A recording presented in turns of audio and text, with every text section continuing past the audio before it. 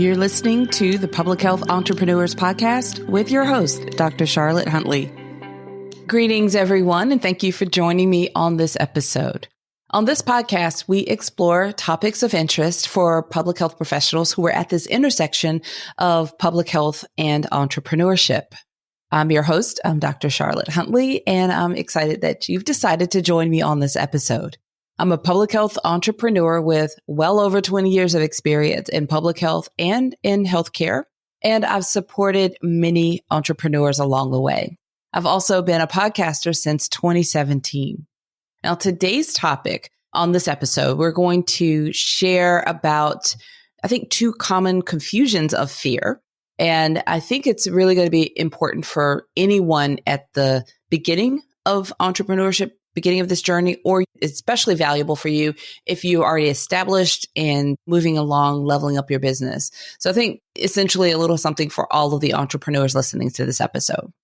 What I'm going to speak to is this fear of failure and fear of success. And just as a caveat, we're going to talk about fears in general on future episodes because it does not go away. It's just how we address these challenges, how we address fear as it shows up. And it shows up in multiple different ways.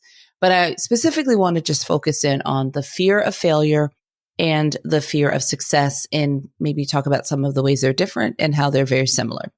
Okay, so fear of failure and the fear of success are two distinct but interconnected fears. And it really can impact you as an entrepreneur in a number of different ways. Let's start with the fear of failure. I think that's what people are more commonly used to thinking about and hearing and considering. So the fear of failure is this apprehension or anxiety that builds up around not achieving or accomplishing your desired goals, or maybe not accomplishing or experiencing the outcome, or you're reaching your expectations. It could stem from anything like maybe your personal feelings around being inadequate, or maybe a financial loss, or some social judgment can really amplify these fears of failure. This social judgment that could come along with this anticipated fear or this anticipated failure. What happens if you don't do it? Or it could be the consequences of unsuccessful ventures. Maybe you've tried in the past, it didn't work out. So your fear of failing if you try again, all of these fears are real. I'm just really speaking to sort of the defining them. We're unpacking it. Now, the impact for entrepreneurs with this fear of failure is that it can almost be paralyzing for entrepreneurs. It can prevent you from taking on tasks or taking the risk that comes. I mean, starting a new venture is a risk. If your fear of failure is strong enough, it can almost stop you from taking action. It could also prevent you or really hinder your decision making. It's hard to make a decision because you're afraid of this failure, making the wrong choice, going the wrong direction. It can also show up in a way of interfering with you pursuing your dreams because of that fear of failure. It can lead to procrastination. That's one way it really shows up. And I didn't realize this, but it shows up a lot for me in that way. Procrastination, putting it off. I could do that later. It's that fear of failure. Self-doubt. You can doubt yourself you doubt your abilities to do anything that you're contemplating or planning.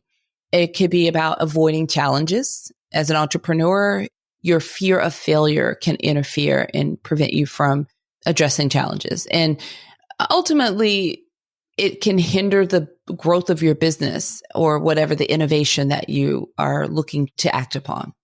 So entrepreneurs, I'll give you a couple of tangible examples, may hesitate to launch a new product. That procrastination, that hesitation is the fear of failure. What if it fails? Or enter a new market. You have the inspiration to do so, and that fear of failure can prevent you from doing it. It can also interfere with funding. So if you are starting a venture or you have ideas for a venture and that fear of failure is strong enough, it can prevent you from seeking out funding sources, afraid of the criticism that may come along and the rejection, the fear of rejection from that. And it could also show up in you avoiding making decisions and taking actions. Or, it could have you experiencing setbacks or, really stall your business altogether. Now, let's talk about the fear of success. So the fear of success, it's similar to this anxiety that builds up about achieving your goals. So instead of the failure of the goals, it's about this anxiety that builds up around, well, what happens if it's successful? So accomplishing your goals, reaching your dreams. It's one thing to dream about this business of whatever the revenue that you have as a goal or getting started and having all these clients. But when it starts to happen, it looks like it's really happening. There's a real fear of success that shows up. It involves concerns about the potential consequences.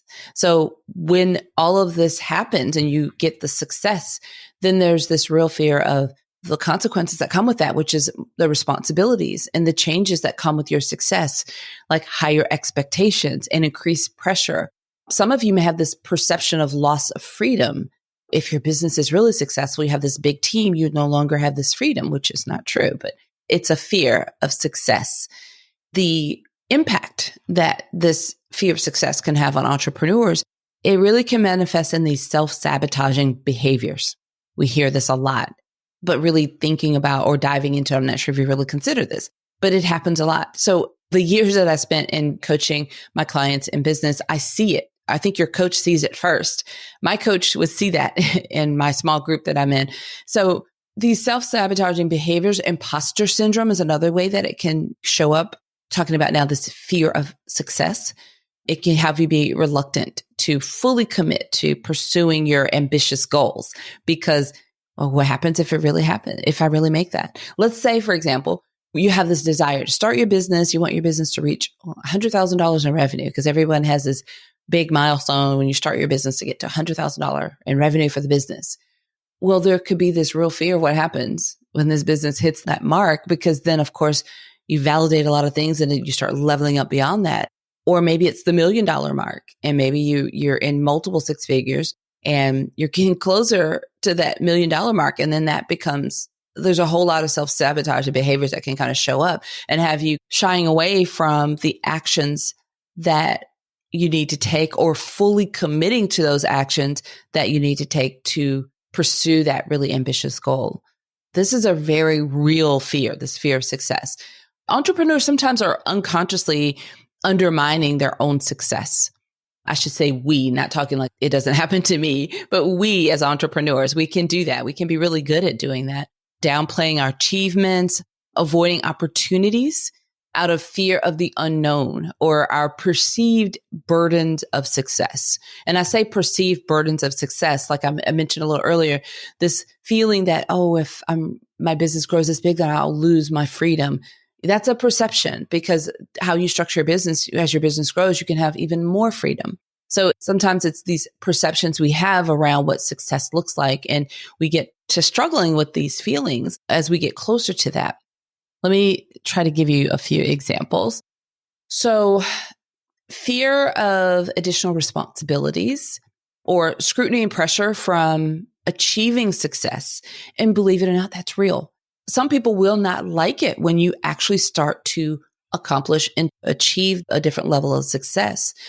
And I guess you just have to decide that you're going to be okay with that. Some people that are with you now and excited about you getting started will feel a different way when you actually start leveling up and getting closer to accomplishing that goal that you once had set.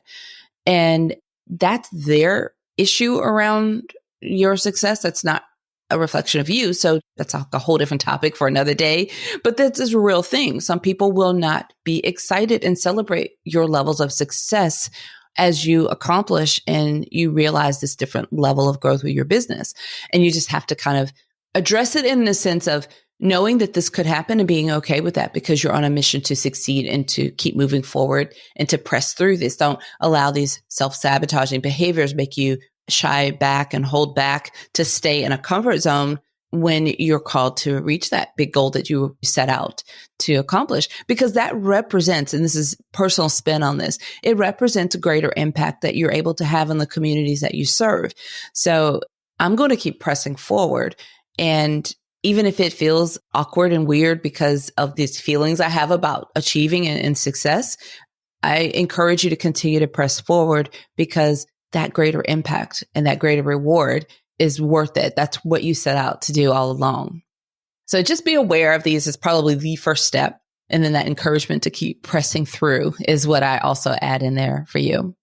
I'll add one more thing on this. Another thing in terms of this fear of success, entrepreneurs will often struggle with these feelings of inadequacy or unworthiness, despite the outward success. Now, this is real. Other people can look from the outside and go, oh, all of the signs are there. Your business is booming and thriving and growing. And the owner, the business owner, the entrepreneur can feel so unworthy and so inadequate. Like, I'm not enough. You're looking at the gap, all the things that are still not there, as opposed to the evidence of what you've accomplished and the success. So all of these things are a real part of the fear of success.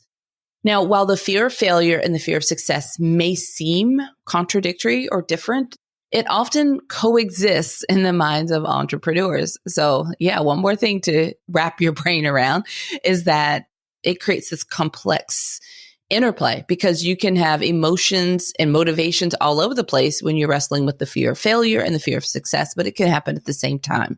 Now, both fears can hold you back from reaching your potential or achieving your goals, but addressing these fears is what you'll need to embrace. Don't think that you just get to a point where, okay, these fears go away and they no longer exist, because that's not true.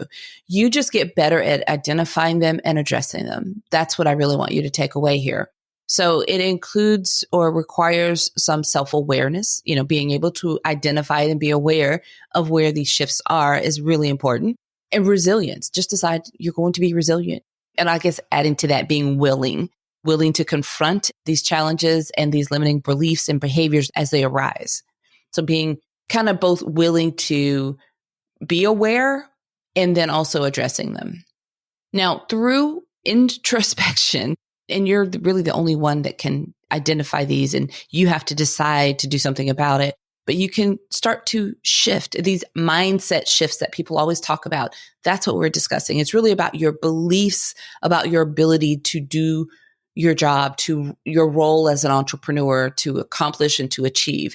That's what we mean about the mindset. So we're constantly going to need to address and adjust our mindset around whatever our fears are and whatever it is around our business. And we will continue to talk about these mindset shifts on this podcast because I want to help you with these things to be able to move forward and have the success that you want to have with your business, however you define the success.